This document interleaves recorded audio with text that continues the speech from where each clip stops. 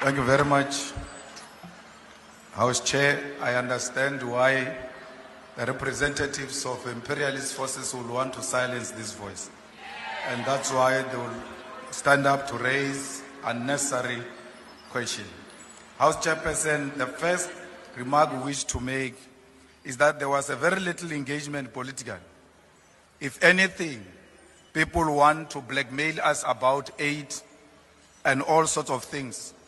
But they know very well that there is no reason related to any wrongdoing by South Africa which has led to USA cutting its own aid. You can't say Donald Trump must be elected today and the following day he makes executive orders and then you come here and blame the South African government as if the South African government did not do anything in between. That was a predetermined outcome where he wanted to come into office and punish South Africa for its position on Palestine and many other issues. We must be very clear that we are not going to agree to any form of bullying by anyone. It's a lie that there is farm killings in South Africa. Actually, those who are married in farms and owning farms, they kill each other for money, for policy monies. The farmers themselves kill each other for greedy reasons.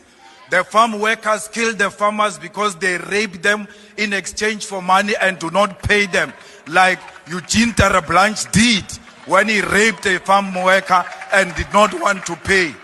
We cannot be told that there are farm murders in South Africa when the farmers themselves are actually killing the farm workers. It was the white farmers who killed 2 women in Polokwane and fed them to the pigs. It's a complete lie that white people are being killed in South Africa. If anything, white people live in privilege, and that's what Donald Trump knows. You cannot say Donald Trump is misinformed. They've got the best intelligence equipment in the whole world. They even have a military base next to South Africa in Botswana to listen to every conversation we have. They can tell you what is in private conversation in the executive and everywhere else. They don't need AfriForum. They are using AfriForum as a scapegoat to punish us politically. And we ought to be very clear about that. When the aid came into South Africa at the first place, it was not to help Africans. It was imperialist forces putting the aid into South Africa so that they can control South Africa. And use that aid to always say to you, if you take a political stand against the imperialist forces, we'll always cut the aid. So we ought to have known even then that we're not supposed to entirely rely on the USA. I'm very happy that the Minister of Health is speaking about possible interventions that can be made to avoid that aid of America. We can do with every help, but we will never accept help that say we must allow the perpetuation of white privilege. We cannot allow the whiteness to prevail in South Africa because we want to save life. We will save life. America did not save us during apartheid. Children were murdered in 1976. Children were murdered in the 80s.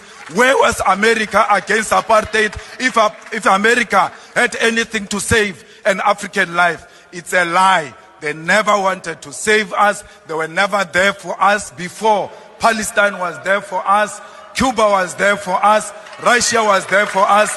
America will never choose friends for us. Honorable we will member, choose our own your friends. time Thank is you now very much. expired. Thank you.